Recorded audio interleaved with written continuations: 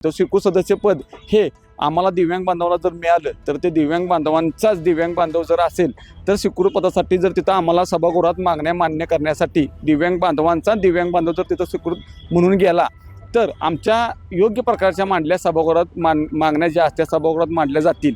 ज्या वेळेस बच्चूभाऊंनी जे आंदोलन केले त्यावेळेस नुसतं आश्वासनं दिलेत आणि आश्वासनांची पूर्ती केली नाही। नुकताच नगरपालिका आणि जिल्हा परिषदच्या नगरपालिका निवडणुका पार पडल्यात आणि यामध्येच दिव्यांगांची एकच मागणी आहे ते स्वीकृत नगरसेवक नेमण्याची। माझ्यासोबत आहेत अमोल निकम जे दिव्यांग आहेत आणि त्यांना या साताराच्या नगरपालिकेमध्ये स्वीकृत सेवक म्हणून आणि जिल्हा परिषदेवरती जे स्वीकृत सदस्य म्हणून नेमणूक करण्यात यावी यांची मागणी आहे। त्यांनी अनेक ठिकाणी आपल्या निवेदनावर ही मागणी केली आहे।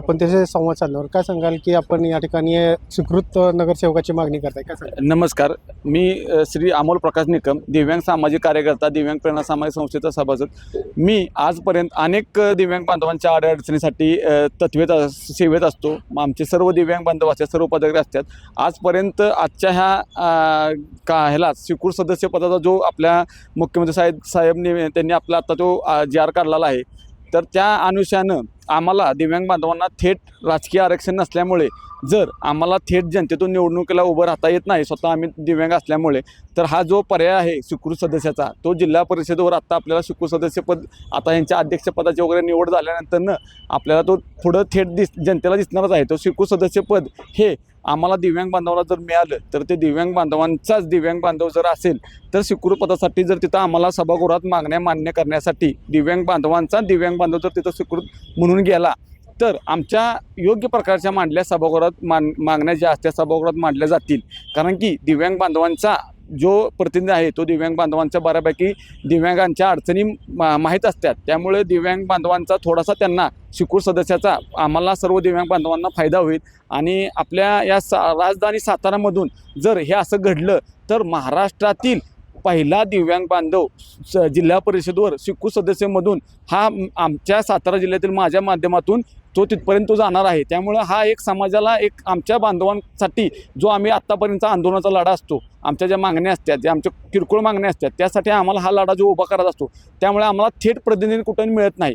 आता प्रत्येक ऑफिसला आम्हाला कुठेही गेलो तरी आम्हाला डायरेक्ट आमचा दिव्यांग बांधवाचा थेट प्रतिनिधित्व नसल्यामुळे तो पुढचा आम्हाला तेवढा आहे ना आम्हाला तो काम करता येत नाही, त्यामुळे आम्हाला हा स्वीकृत सदस्य म्हणून पाहिजे। नक्कीच आपल्याला स्वीकृत नगरसेवक नेमण्याची आपण मागणी करताय, पण आपण सामाजिक घड्याळावरच्या रस्त्यावरची लढाई असून द्या, कोणत्या आंदोलन असून द्या, दिव्यांगासाठी सर्व दिव्यांग एकत्र लढत असतात। पण कोणत्या अशा मागण्या आहेत आपण त्या प्रकटपणे त्या सभागृहात मांडू शकतो? आमच्या अशा इतक्या मागण्या आहेत। वार्षिक निधी असतो आमचा 5% निधी असतो, घरकुल योजना असतात, घरघंटी असती, ज्या वार्षिक निधी 200 स्क्वेअर फूटची ग्रामपंचायत लेवलला जागा असती, ह्या अशा असंख्य मागण्या आमच्या असतात। दर वर्षाला जो फंडिंग मिळतो जो दिव्यांग बांधवांना मिळतो, पेन्शनची योजना असेल, आपल्या सिव्हिलच्या तर्फे जे सर्टिफिकेट निघतं, एक दिवसाला आपल्याला जर जसं म्हटलं जन्म मृत्यू दर जसा असतो तसा दिव्यांग दर आता वाढत चालला आहे। त्यामुळं आत्ता दिव्यांगांचा जर आकडा बघितला सातारा जिल्ह्यातला 1.5 लाखावा आपला आत्ता आकडा गेलेला आहे। तर 1.5 लाख आपलं मतदान प्रतिनिधी दिव्यांग बांधव आहेत। तर ह्या दिव्यांग बांधवांच्या प्रतिनिधीला जर थेट प्रतिनिधी दिव्यांग बांधवांचा जर गेला तर खरंच काहीतरी कुठेतरी आपल्याला दिव्यांग बांधवांच्याकडून आम्हाला एक चांगला योग मिळेल, त्यासाठी आम्हाला हे स्वीकृत सदस्यपद पाहिजे। नक्की या ठिकाणी स्वीकृत नगरसेवक आणि जिल्हा परिषदेवरती स्वीकृत सदस्य पाहिजेत। आपल्यासह दिव्यांग बांधव आणखीन आहेत, आम्ही सांगतात की आपण या ठिकाणी दिव्यांगाच्या वतीने सर्वच दिव्यांगन या ठिकाणी स्वीकृत नगरसेवक आणि जिल्हा परिषदेचे दिव्यांग सदस्य मागणी करत आहेत। आपल्याला कोणता असा अनुभव आहे की सामाजिक या ठिकाणी दिव्यांगाच्या मागण्या आहेत किंवा काय समस्या आहेत ते प्रकटपणे सभागृहात मांडतात? आज जर बघितलं जिल्हा परिषद स्वीकृत सदस्य माननीय मुख्यमंत्री महोदय देवेंद्र फडणवीस साहेबांनी तसा JR काढला स्वीकृत सदस्य म्हणून नियुक्ती करायची। आमच्या दिव्यांग बांधवाचे इतके प्रश्न आहेत, त्यासाठी आम्ही अहोरात्र आंदोलन करतो। रस्त्यावरचे आंदोलन असेल किंवा आमचे वेगवेगळे आंदोलन असेल, आमचे पेन्शन संदर्भात आंदोलन असेल, आमचं 5% निधी असेल, त्यासाठी आम्ही विविध प्रकारचे आंदोलन करायला लागतात।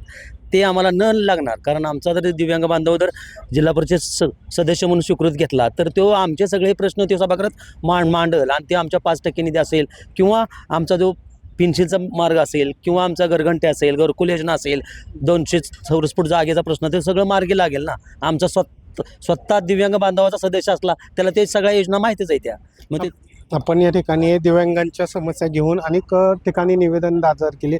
मंत्रालयात गेला होता. मंत्रालयात काय मागणी केली होती? मंत्रालयात आमची तीच मागणी होती की आत्ता जे तुम्ही जे जार काढला जिल्हा परिषदचा स्वीकृत सदस्य, त्यासाठी ही सगळ्यात मोठी मागणी होती आमची.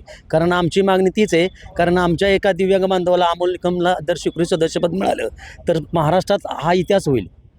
महाराष्ट्रात इतिहास होईल. कारण आतापर्यंत दिव्यांग बांधवाला स्वीकृत सदस्य म्हणून घेतलंच नाही कोणी, पण आता जरी घेतलं तर हा महाराष्ट्रात इतिहासच होईल आमचा. कारण दिव्यांग बांधवाला स्वीकृत सदस्य म्हणून घेतलं आणि घेतल्यामुळं आमचे प्रश्न मार्गी लागतील. दिव्यांग बांधव ज्या अनेक प्रश्नापासून जे वंचित आहे तो वंचित राहणार नाही. कारण आम्ही जे आमचा अमोल इतका धडाडीचा कार्यकर्ता आहे, आतापर्यंत त्याला कोणतं पद नाही काय नाही, तरी देखील आम्ही एवढ्या रस्त्यावरली लढाई लढतोय. आम्ही आता मंत्रालयाला गेलतो, आम्ही 20 गाड्या घेऊन गेलतो. स्वतःचं पेट्रोल खर्च करून स्वतःच्या जीवाची परवा न करता आम्ही सगळेजण गेलतो. मंत्रालयात आपल्या कोणाशी भेट झाली? आमच्या त्याचेच पोलीस आयुक्त म्हणून आहेत, त्यांच्याशी आमची भेट झाली. त्यांच्यापेक्षा आम्ही ते निवेदन दिले. ते म्हणले आता ते आदिवासी आले, ते तिथनं पुढं आम्हाला काय जाऊन दिलं नाही त्यांनी. तिथंच आम्हाला अडवलं, तिथंच आमचे निवेदन घेतले, तिथनंच आमचं आंदोलन आमचं तहकूब केलं आम्ही तिथं. प्रहारचे अध्यक्ष आहेत बच्चू कडू यांच्या माध्यमातून आपण अनेक आंदोलनांना उभारत आता लढा देत आहात. या ज्या संदर्भात बच्चू कडूंनी आपल्या काय आश्वासन दिलं? ज्या वेळेस बच्चूभाऊंनी जे आंदोलन केले त्यावेळेस नुसतं आश्वासनं दिलेत आणि आश्वासनाची पूर्ती केली नाही. आत्ताच बच्चूभाऊंनी मागं एकदा आंदोलन केलं ते शेतकऱ्यासाठी. आत्ता त्याचा जार आत्ता देवेंद्र फडणवीसांनी आजच बघा हिवाळी अधिवेशनाला शेतकऱ्याला 2 लाखापर्यंत कर्ज माफ केले. परत आमचं स्वतःचं दिव्यांग मंत्रालय होतं, नुसतं दिव्यांग मंत्रालय मंजूर करून दिले, पण दिव्यांग मंत्रालयाला निधी कुठं दिला आहे अजून तेव्हा? निधी विना आमचं मंत्रालय बंद पडलं आहे. आता निधी असेल तरच वाटप करणार ना. दिव्यांग बांधवाच्या ज्या पेन्शिल आहे त्या 2,500 रुपये पेन्शिल आहे, ते बी वेळेवर येत नाही आमची. मग दिव्यांग बांधवाचे 5% निधी आहे, ग्रामपंचायत असेल, नगर परिषद असेल, परत तुम्हाला सांगतो महानगरपालिकेचं असेल, आमचं 5% निधी अजून वाटप केलं नाही. मार्च संपला आता, तरी तिला अजून आमचा निधी मिळाला नाही आम्हाला. आज पेन्शिल बी मिळाली नाही अजून. आता पेन्शिलचा 2 महिने झाले तरी पेन्शिल नाही दिव्यांगांना. हे जे आमचे प्रश्न आहेत ना, त्यासाठी ते प्रश्न सभागृहात मांडतील ना आमचे अमोल निकम साहेब. जर आमचा दिव्यांगाचा प्रतिनिधी म्हणून तो तर तिथे राहिला अमोल निकम यांना स्वीकृत सदस्य म्हणून घेतलं तर ते प्रश्न मार्गी लागतील ना.